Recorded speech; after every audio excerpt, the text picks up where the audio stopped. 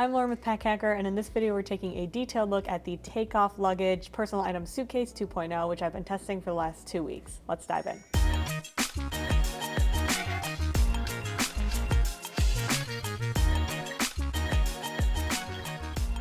In terms of materials, this piece of luggage is pretty straightforward. So it doesn't say what it is on their site, but it feels like a really classic polycarbonate shell. I'm gonna bring it up a little bit closer to the camera. You can see that there's some scratches on it, and that's because I took this on a Spirit flight round trip, and I did take a bus after the fact. And when they put this in like the under part storage part of the bus, he just kind of like set it down and slid it.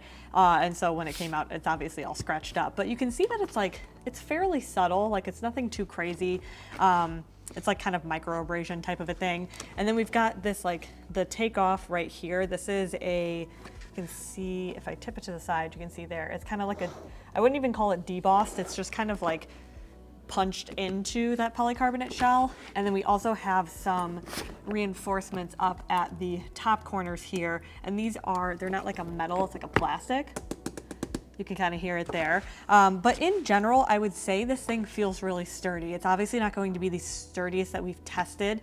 These are unbranded zippers, so like not YKK or anything like that. We do have a TSA approved lock, which is pretty nice and handy. And then we've got a little handle on the side here. There's no like padding or anything, but it stays really flush.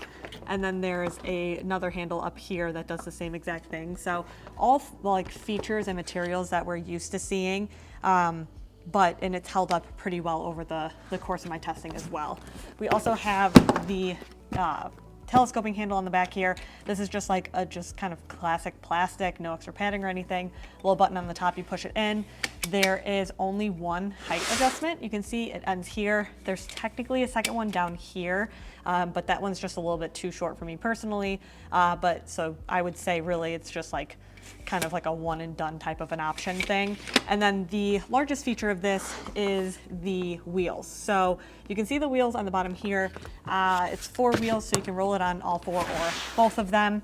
But the biggest feature is that you can just pinch those like 2 little yellow buttons there and pop the wheel off. So this is sized specifically to be on like a Spirit flight or Frontier. I took it on Spirit, had no problems.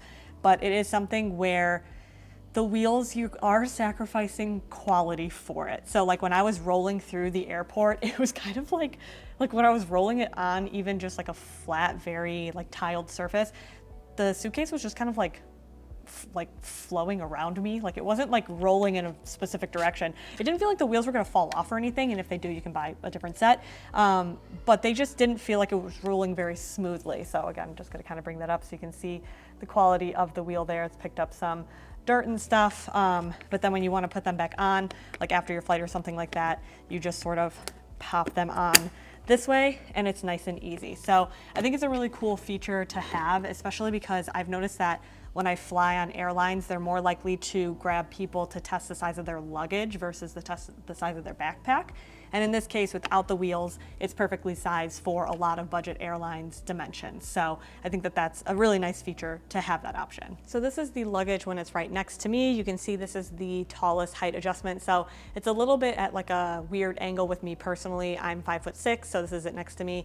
But if you do carry it or like roll it kind of behind you, it's a very, subtle, pretty straightforward. You can see right now I'm kind of having trouble getting it to go in the direction I want it to, and I think it's because the wheels have a hard time just like turning on a dime. But again, I think that the largest selling point of this bag is that functionality of being able to take off the wheels.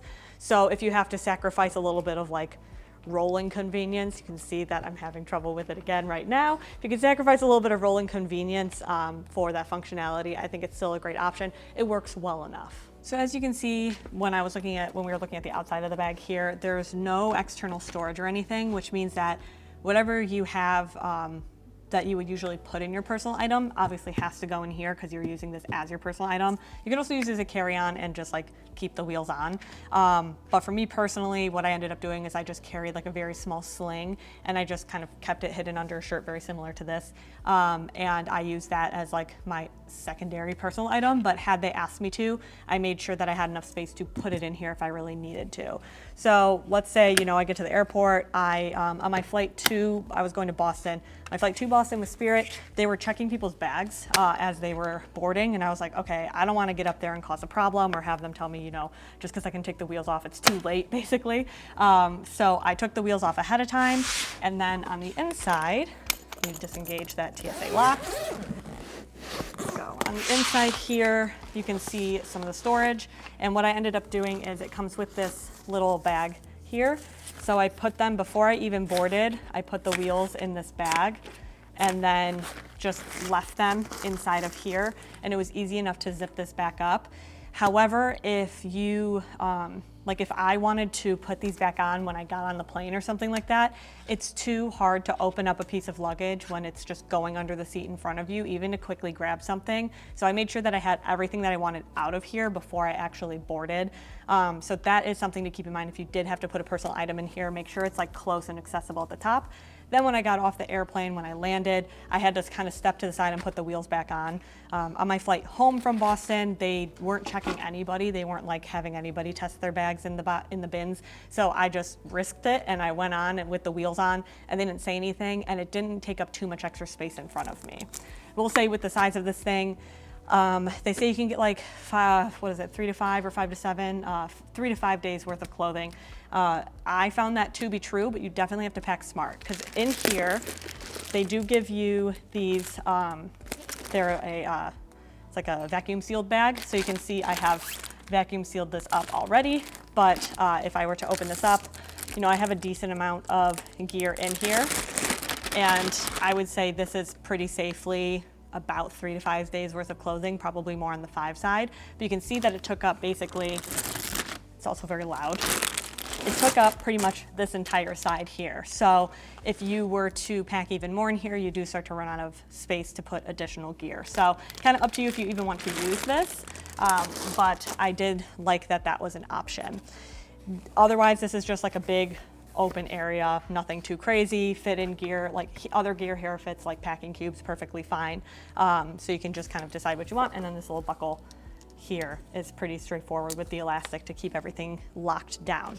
On this other side here, you have a zippered pocket. This was, I think, one of the most annoying things out of this bag. It seems to me like this is a manufacturing thing, like how this specific bag was created, because you can see on here, there's a bit of a gap between the zipper track and like this corner, like this is almost like a plastic. But on this side here, it kind of it's kind of hard to show. It kind of like overlaps the zipper track a bit. Yeah, there you go, you can see it. So it overlaps the zipper track a bit, which meant that when I went to go unzip, it was like catching around this corner. So that was like, I don't know, I just kind of had to deal with it. It was more so when I was packing or unpacking that it was a problem. Otherwise, I just left this thing unzipped and kind of open. It's not very packed out on this side, as you can see, but like I said, it was a 4-day weekend. It was a 4-day trip that I did, full 4 days, and I was able to fit all my stuff in here with no problem. I actually had some space to spare. So I have a toiletry bag, and then I have a tech kit here, which the tech kit actually on the inside of here, I have this little vacuum sealer. So when you do get there and you want to re-vacuum seal up your stuff, they have this option. It just pops open like that. That's the first time that's popped off on me. But you basically just attach it there and then seal it back up and kind of move along. I'm gonna put this off to the side because I've had no issues with that so far. But basically in here, I have a size 11 size shoe. You can see that it comes up a little bit higher than the actual suitcase itself. So it is something where, like, if you have a larger shoe or a larger pair of shoes, it might be kind of hard to zip up, especially because that can, you know, come up above the suitcase, and then when you go to flip it over, it might not like mesh super well.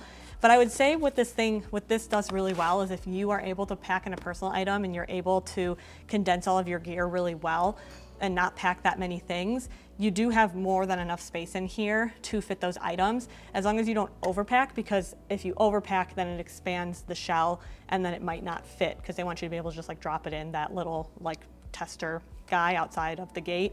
And if it doesn't slide right in, they might flag you for it, but otherwise it does feel pretty roomy. The construction is just not, it's not the most durable piece of luggage we've ever tested, but the functionality is kind of hard to beat. So there you have it, the Takeoff Luggage Personal Item Suitcase 2.0. Thanks for keeping it here at Pack Hacker, your guide to smarter travel, and we'll see you in the next one.